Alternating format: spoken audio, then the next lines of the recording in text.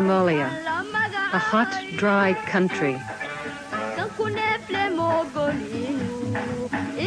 The people of Somalia respect this harsh terrain and sustain life from its meager resources.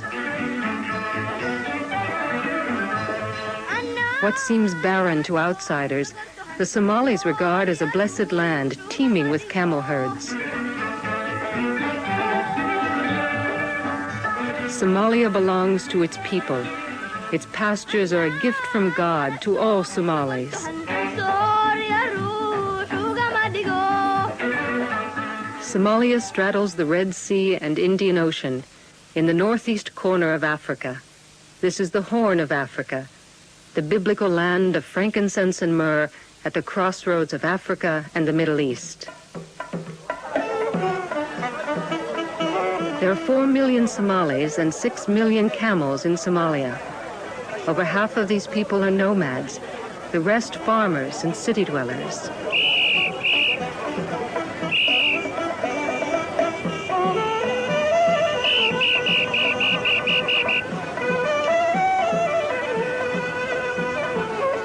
It is a country of contrasts. Until 1972, the Somali language was unwritten. But words have always been at the heart of the culture. In a land where breath comes hard and no fresh breezes blow, when daylight comes and the dust rises, the distant roar belongs to the hungry lion, and the battle belongs to the valiant. But the scorching flame of heat, it belongs to the parching wind. Somalia is a nation of poets. They use the rhythms of nature and the colors of the land to relate the history of a country often racked by outside forces.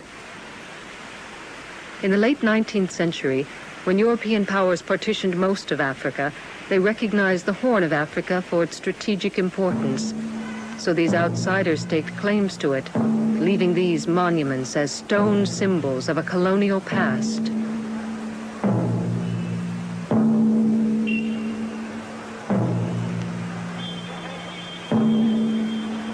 In the Horn, Britain, Italy, and France joined the ancient African empire of Ethiopia in dividing up vital Somali grazing lands.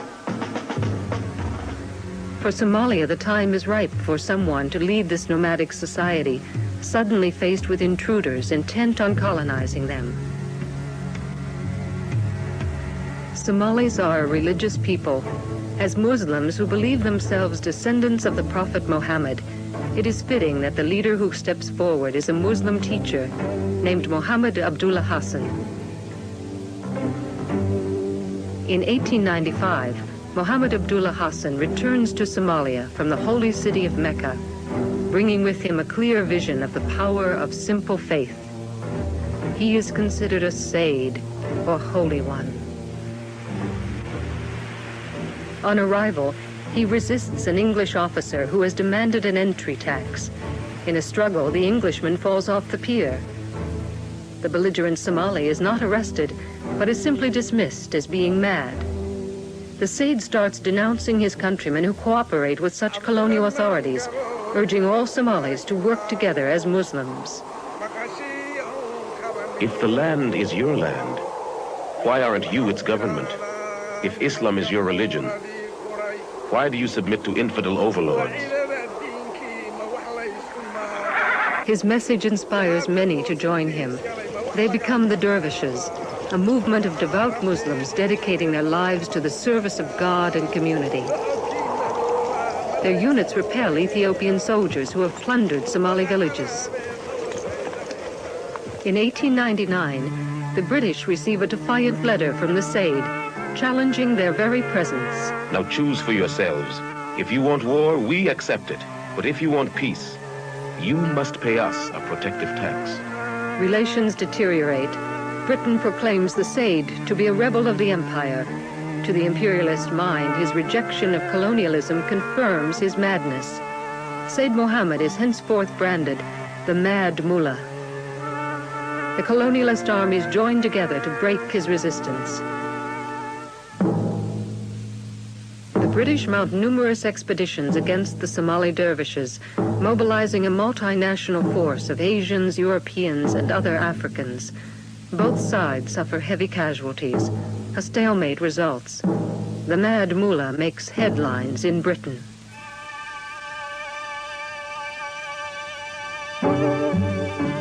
The Sayyid addresses an open letter to the English people. I wish to rule my own country and protect my own religion. We have both suffered in battle. I have no forts, no houses, no cultivated fields, no silver or gold for you to take. All you can get from me is war, nothing else. If you wish peace, go away from my country to your own. Sayyid Mohammed's dervish army continues to grow and soon numbers 10,000 men and women, all trained to ride and to shoot. The war-weary Italians and British negotiate a ceasefire with the Sayyid, allowing his dervishes a territory in the interior. They regroup and create councils to advise their guerrilla army and its civilian supporters. In 1910, Britain reluctantly withdraws her forces to the northern coast. Before leaving, arms are distributed to so-called friendly clans, thereby reigniting old rivalries. The British quickly realize their withdrawal was a mistake. They create a camel corps to patrol coastal areas. In 1913, its commander, Captain Richard Corfield, disobeys orders and leads an attack against the dervishes. Corfield is killed, his forces annihilated. Sayyid Mohammed commemorated the dervish victory with a poem. You have died, Corfield, and are no longer in this world. A merciless journey was your portion. In that other world, tell your companions how God tried you, and say how the dervishes were like thunderbolts of a storm, rumbling and roaring. The dervishes abandon their guerrilla tactics, building a network of fortresses to establish the territory of their state. This political strategy makes them immobile. Military roles are reversed. The dervish structures become fixed targets. After World War I, the British vowed to crush the Sayyids movement quickly and economically. In 1920, a major expedition combining air, ground, and naval forces is dispatched to Africa with the Air Force in command. For the first time in history, air power will determine military strategy. Air Vice Marshal John Gray remembers. In previous encounters with the British, he'd always had the advantage of extreme mobility. He could move about that country so easily and quickly. The airplane reversed that, and we had the initiative, which was quite a new thing. The target is the dervish headquarters at Taleh. We'd got the Mad Mullah bottled up in this fort and bombed it. I think we did probably a fair amount of damage. The Sayyid curses the planes. Vultures hovering over my head, eager to dip their filthy beaks into my body. Anyway, the Mad Mullah was not so easily caught. He waited for a few days. He watched what was going on around him. He noticed that the Camel Corps watered their camels early every morning, and their horses. And whilst they were busily engaged in doing this one morning, he and about 30 of his head men on ponies escaped out to the other side of the fort and made a dash for it. So that was the end, really the end of the little war. Though the dervish troops had been dispersed and the forts were left in ruins, that so-called Little War had laid the foundation for the modern Somali state and established Sayyid Mohammed as its father.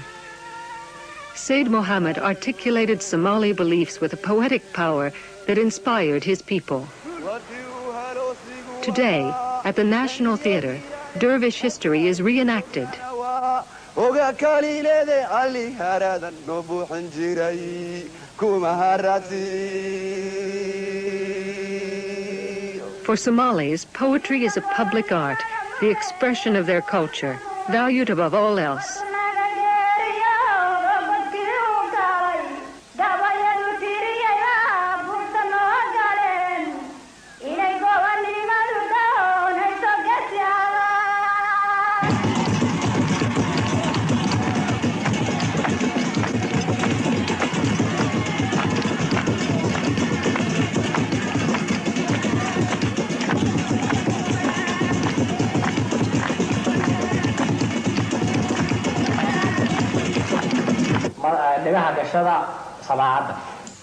At the National Academy, scholars transcribe poetry, stories, and proverbs composed years ago. This project is especially important since Somalia adopted the Latin alphabet for its language just in 1972. Poems which for generations were known only by heart can now be preserved in the written Somali script. That language is also used for public administration, law, and especially education, where great changes have occurred in recent years.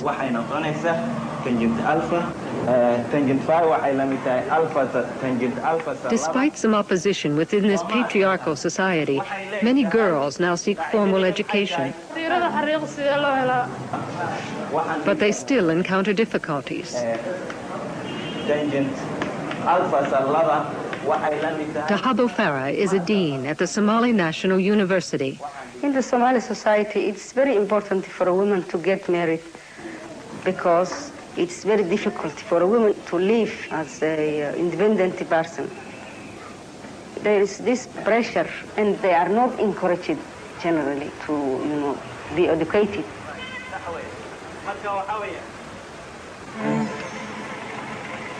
Adequate medical care is a problem for all Somalis, men and women alike. This is Banaadir Hospital, Somalia's maternity and pediatric center. The government of Somalia has stated its strong commitment to eliminating human affliction. However, in a country with a difficult environment, inadequate nutrition, and insufficient health care, disease is widespread. Dr. Mohammed Wassame is the director of the Banaadir Hospital. And the problem for women, like other countries, is women in pregnancy. Mostly they are suffering anemia, malnutrition, high blood pressures, and eclampsia. It's a common problem which we have. The infant mortality rate is high.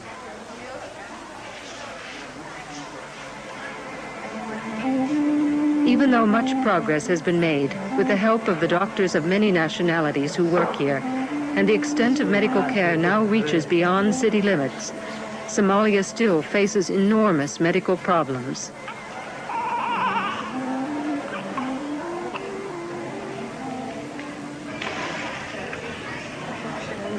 There is an additional dimension to Somalia's medical burden due to an age-old custom which affects all Somali women. It is a radical form of female circumcision called infibulation. For centuries, it was accepted as a female initiation rite, performed to assure virginity and fidelity. But it is now recognized how this practice has been used to subjugate women and maintain their subservient role in society.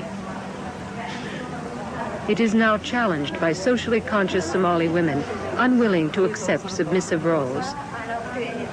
Somali men also support this effort. As a father, Abdul Qadir Noor is committed to eliminating this controversial practice. My wife is insisting very much that I must circumcise all my children, and that I will not accept.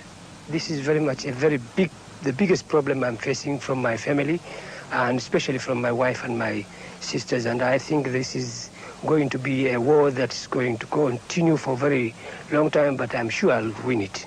Rakia Haji Duale heads the Somali Women's Organization and has written an important study on infibulation. Without circumcision, the girl will not be accepted by the society. And mothers and grandmothers, out of firm belief on the physical and moral benefits of the operation, they do it on their girls, because it's the only thing which can guarantee the girls' economic and social and marriage security.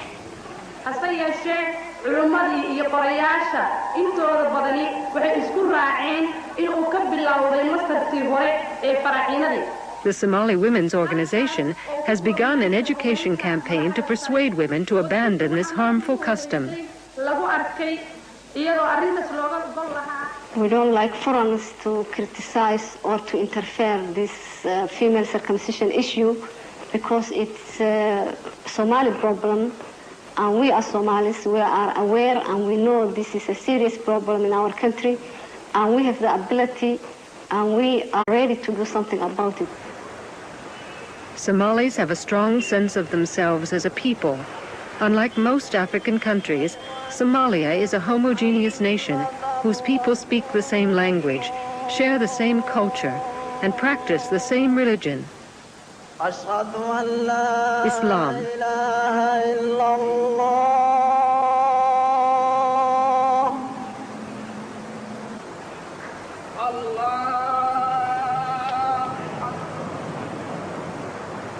غير المغضوب عليهم ولا الضالين.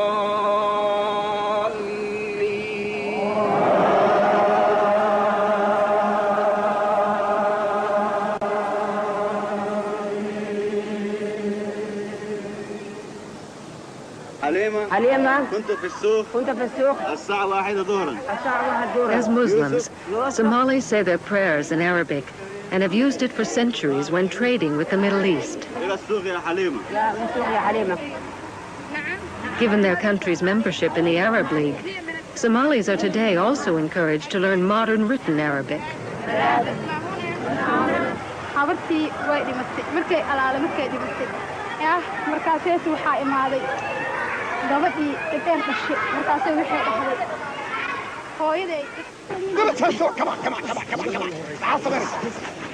National service is part of the responsibility that every Somali has.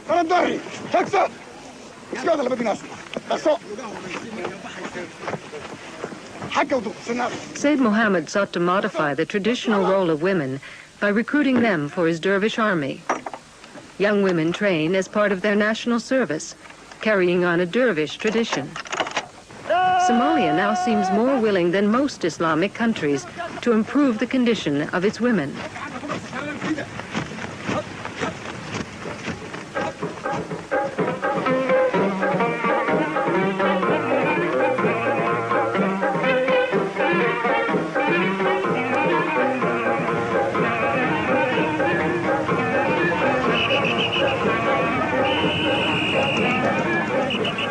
The Somali capital is Mogadishu, seat of the government led by military men who took power in 1969. Somalia is an underdeveloped country, struggling to shake off the legacy of colonialism.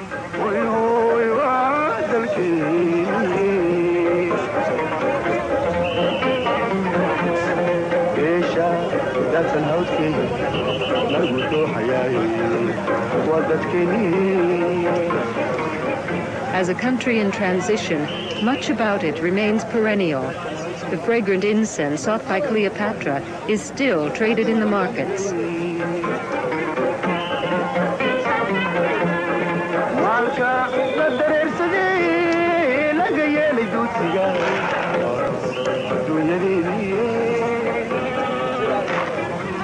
Nomadic people travel lightly because people on the move have little use for bulky goods. They must carry only what is essential. In a society built on a nomadic culture, the spoken word, the lightest of baggage, has the strongest tradition.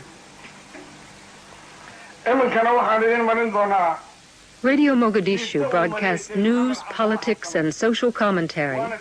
Its airwaves regularly carry Somali poetry. Memorable verse from the past and the words of contemporary poets in the tradition of Sayyid Muhammad Abdullah Hassan.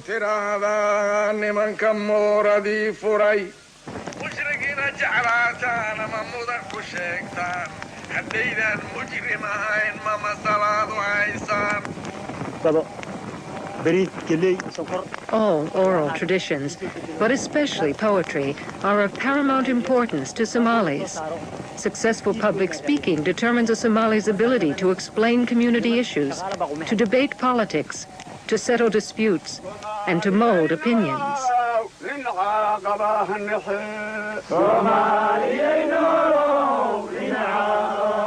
Poetry teaches Somalis who they are, where they come from, where they are going.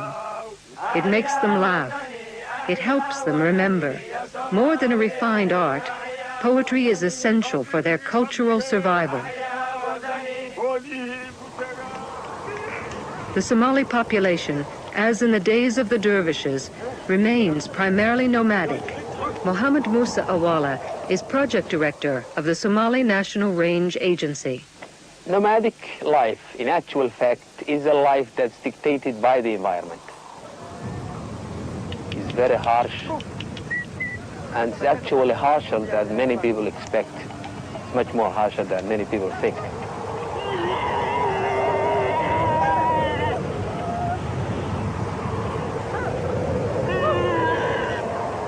Hot wind and heat will lick you like a flame. Charred plants, stumps of burned trees, and columns of dust will greet you. But God, who fills our water ponds, will not make you thirst.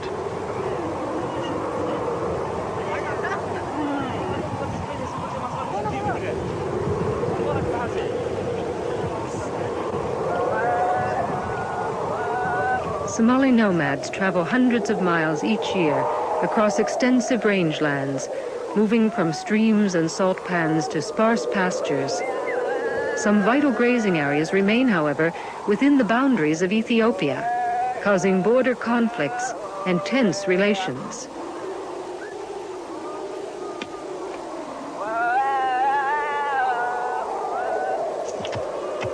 In the nomadic camp, men and women must cooperate to survive, but a traditional division of labor persists.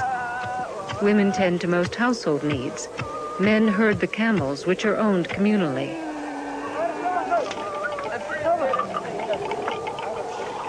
For Somalis, the camel is wealth, the carrier of goods, the provider of life.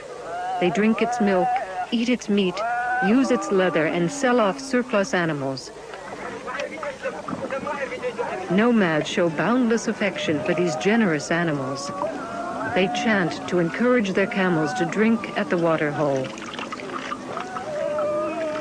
They are all here, ready.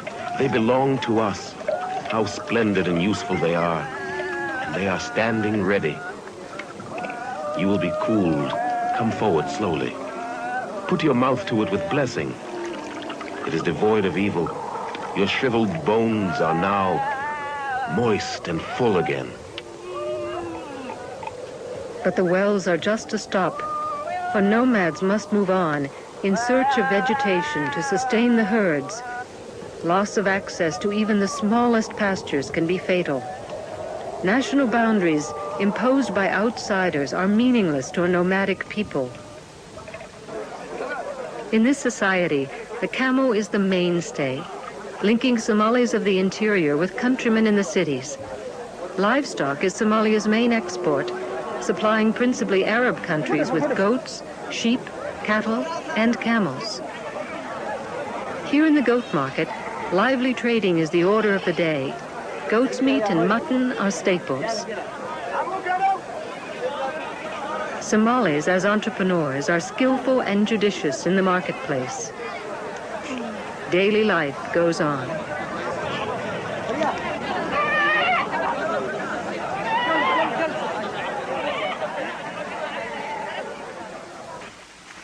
Somalia, by reason of its location, has been coveted by foreigners. Today, still at war with neighboring Ethiopia over Somali grazing lands, it struggles to resettle 500,000 refugees displaced by the fighting. Somalia suffers from drought cycles and an unstable environment. Life depends on scarce water. Its millions of camels, goats, and sheep exhaust the land. With the oil-rich Middle East nearby, the Horn of Africa, once partitioned by colonialists, is today an object of political and military maneuvering by superpowers. And yet, these hardy, fiercely independent survivors are beholden to no one.